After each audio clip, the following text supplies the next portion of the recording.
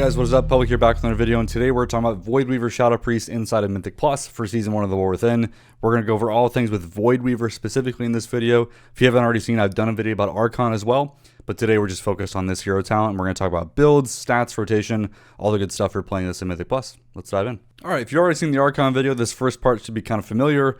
Talking about like strengths, weaknesses, and more or less when it's good to pick Voidweaver is going to be a little tough because, frankly, both hero talents are very competitive. As a Shadow Priest right now, you should feel like you can play either one based on your kind of playstyle preference or, you know, what fits that particular dungeon, that key, or what you want for your group. So because of that, I'm going to kind of talk about strengths and weaknesses to help you make that decision, just because from like a numbers, theoretical perspective and tuning, they're both very competitive, and you're probably going to see people do really high keys and really low keys with both builds and get really good results out of it. So if you're playing Shadow Priest, honestly, try them both out, see what makes sense for you. But without further ado, let's kind of cover strengths and weaknesses for Voidweaver, specifically for Shadow Priest and Mythic Plus.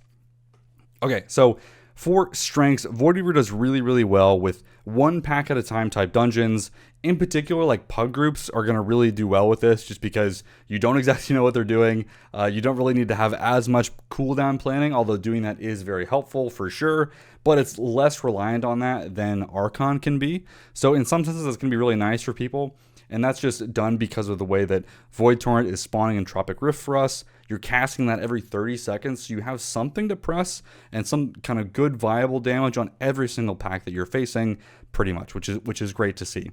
Now, obviously, with that, you do have, every 30 seconds you have the Rift, every minute you have Dark Ascension, which can pair with the Rift, and then every 2 minutes you also add Power Infusion. So it's a lot of like cooldown snacking and layering. So one of the struggles with this can be cooldown syncing, which is definitely could be a weakness for this build. If you're struggling to line your cooldowns up or knowing when to hold things, that can be difficult, which I will cover in kind of the rotation section, just like largely.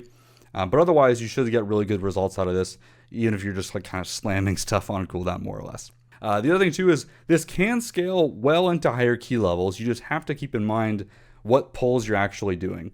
So certain dungeons, I think Dawnbreaker is a good example. City of Threads also has this to a certain extent, where you're really kind of limited into what pulls that you can do throughout the dungeon based on the pathing, routing, that dungeon's trash and that kind of thing, where you aren't really able to chain pull a bunch of stuff together, and you are just kind of doing smaller pulls, but kind of more of them throughout the dungeon. And Voidweaver will do really well in those environments too, so you'll likely see this do better in some keys versus others compared to Archon, but largely speaking, I think you can time any key with either build, and I think you'll likely see push keys with any build as well. Now, easily, the best kind of strength for Voidweaver is shield damage. So if you didn't know, Voidweaver gets access to Devour Matter, which is just a giant shield buster that nothing else we have in the game for us is like even close. And this just does really well against shield damage, which is relevant in a couple niche scenarios in terms of like bosses. So like in Stone Vault, there's a boss in there that has a shield that, Shadow or Death Amp is really nice for. There's a few other smaller ones like the last boss in Necrotic Wake, which I think is bugged because it's always like a really small shield, but if they fix that, it's good for that. And easily the biggest one is the Voidbound Affix. So if you're doing a lower key than a 12, where you still get the Xal'atath affixes, Voidbound being out makes Voidweaver really strong. It's spawning an ad that has a shield, and the ad has 1 health, so you get the Shadow or Death reset for it as well, and all of that damage psychic links to the rest of the pack. So on Voidbound weeks in particular, I would say Voidweaver just kind of blows Archon out of the water, but outside of that, usually they're going to be pretty even. And obviously Voidbound does go away once you're in those kind of higher 12 and up keys, so that becomes less of a strength. But for most people that are doing their keys, if Voidbound Affix is up, Voidweaver is going to crank a lot that week, which is great. And the last thing I'll cover from kind of more of a weakness angle, I know I already mentioned one, but the other one is kind of consistently pulling big groups together. Voidweaver just isn't going to do as well with.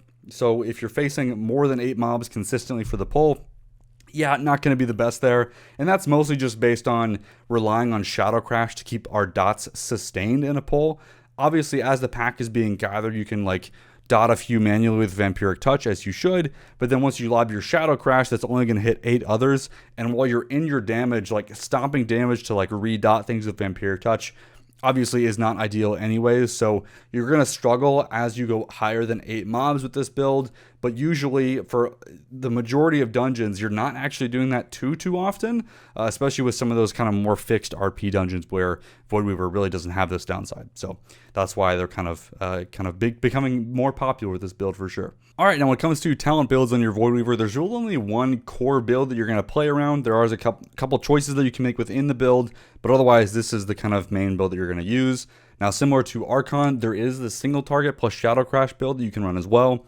This is only if you're really trying to push full single target damage. This is an option for you, but when it comes to kind of the default build that I would suggest starting with, definitely go with this kind of standard Mythic Plus version with Idol of N'Zoth.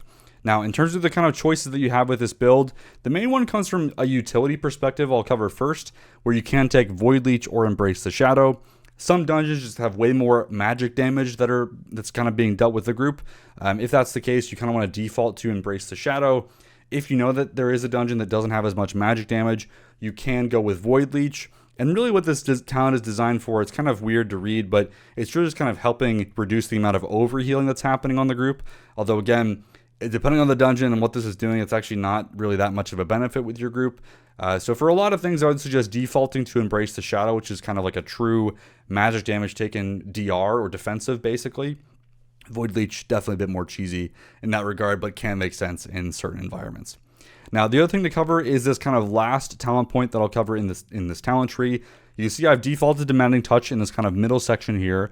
You can technically move this around. It's quite minor, but the thing I'll bring up is Unfurling Darkness. So if you're not aware, Unfurling Darkness is kind of the preferred like raid talent that we take for single target. You can absolutely still take this within the build for Mythic Plus, although you are dropping a little bit of like AoE, but you're gaining single target here. So depending on the dungeon, depending on what you want to optimize for, you can choose to still play with Unfurling Darkness. The reason why I bring this up is because, you know, above like 4 or 5 targets, you really stop using Vampiric Touch to actually proc this, because it does not deal damage through Psychic Link. So you're not really getting AoE damage out of this unless you were already pressing those Vampiric Touches anyway.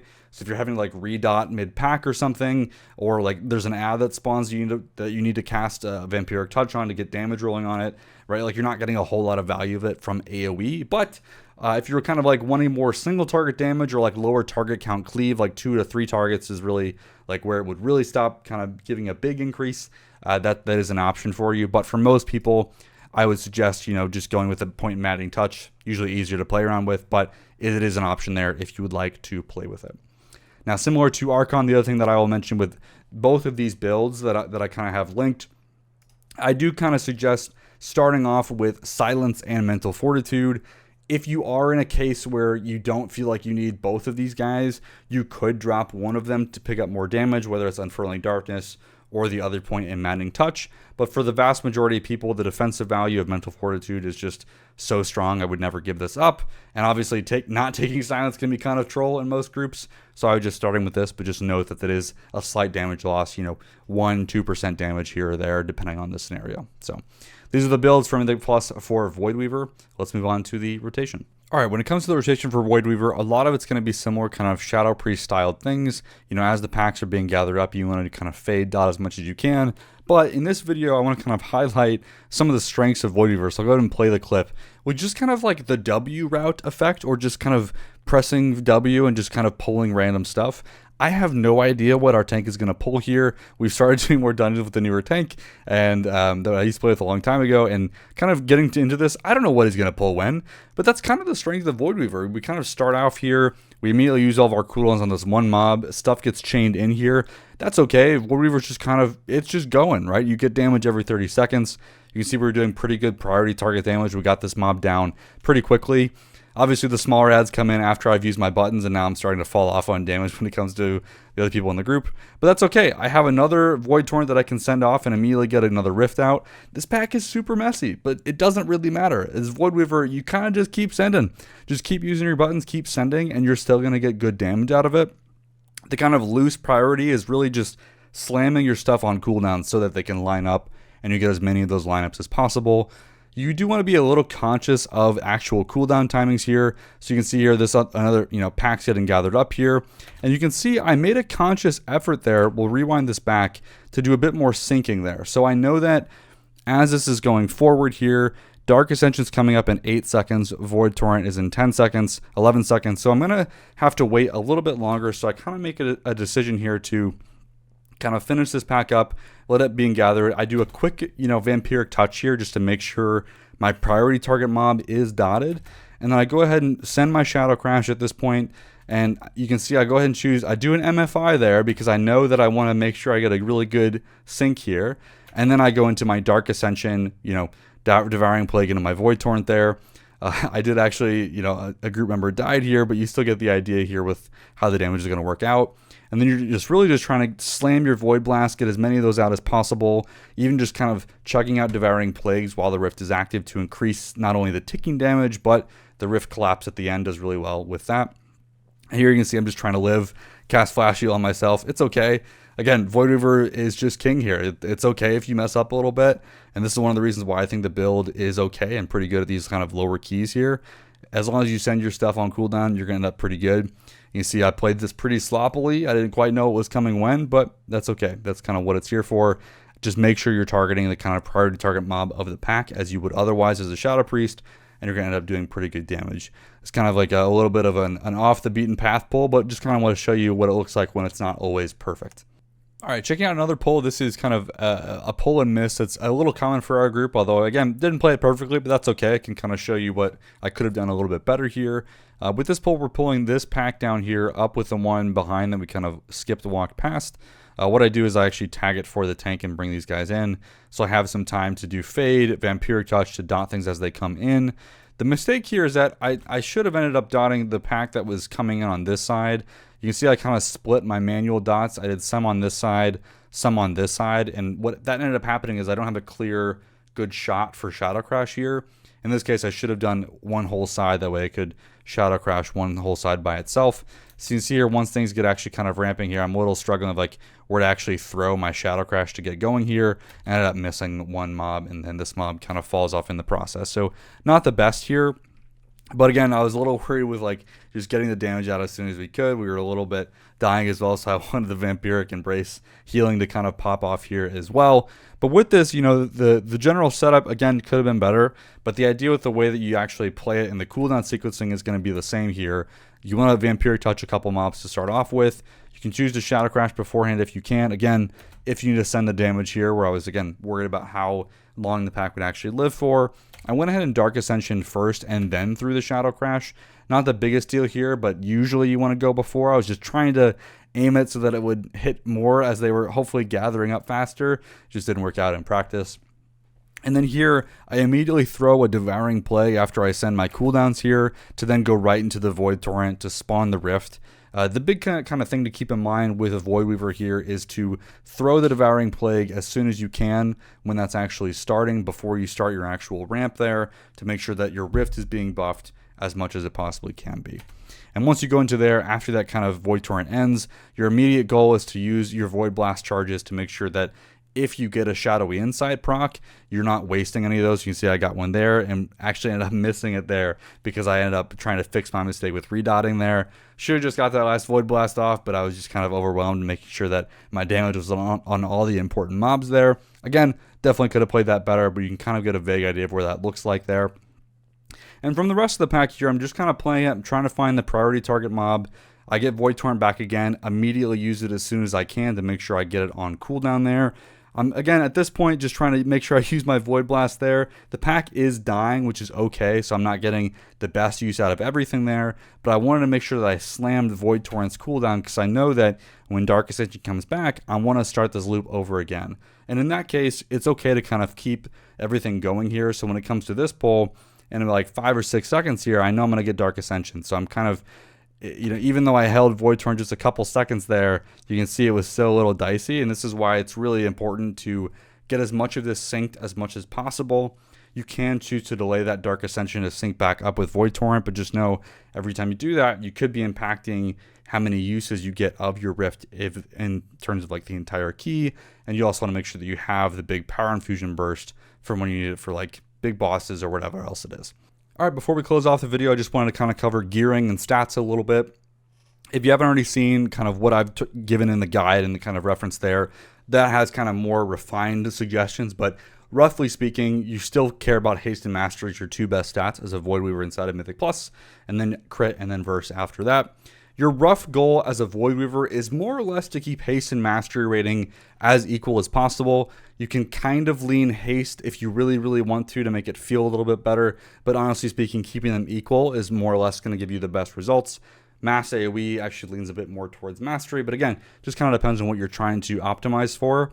If you're planning on playing this and Archon at the same time, I would suggest kind of keeping the stats as equal as possible, because doing that is good for both builds, which can be good if you're intending on being able to play either one depending on the group that week and that kind of thing, which is what I would suggest. Now with this, it does seem like from a stat perspective, Voidweaver wants a little bit more crit than Archon does, usually going from like 3 to 5,000 crit, whereas Archon is only like, 3,000, 4,000 crit, give or take. So a little bit more crit in this build compared to Archon, but otherwise it's going to be pretty similar. And then also just covering trinkets as well. Very similar stuff here. For your kind of best trinkets for Achilles, you want to always be using Spymaster's Web, easily our best in slot trinket. Make sure you use this guy with like Bloodlust when you're at full stacks, or full stacks like just with big important sections of the dungeon, whether it's like a boss or whatever else it is, but just use it with top like full stacks, ideally in execute if you can, but that's going to be hard to line up with how things live, especially in Mythic Plus. So usually it's just going to be 40 stacks and just kind of send it. Now with that, you always want to pair this with some kind of a passive trinket. For Voidweaver, same thing with Archon. This is going to be like Arakara Sackbrood, Gale of Shadows, Changeling, or Empowering Crystal. Any of these are great. Like as far as like which ones sim better or worse, like they're all basically marginal. As long as you're using one of these, you're going to be in good shape. You could also run Aberrant, but obviously, for the most part, we don't scale as much here with the kind of haste proc as Archon will. So usually speaking, that one's not as preferred, but can still be strong depending on what you're doing if you can sustain stacks with Aberrant Spellforge. But otherwise, these passive trinkets are great options. So that's all we have to cover in this video. Hopefully this was helpful. Be sure to check out the written guide if you want the kind of most up-to-date information on Voidweaver or just Shadow Priest in general. Hopefully this was helpful, and thanks for watching. See you next time.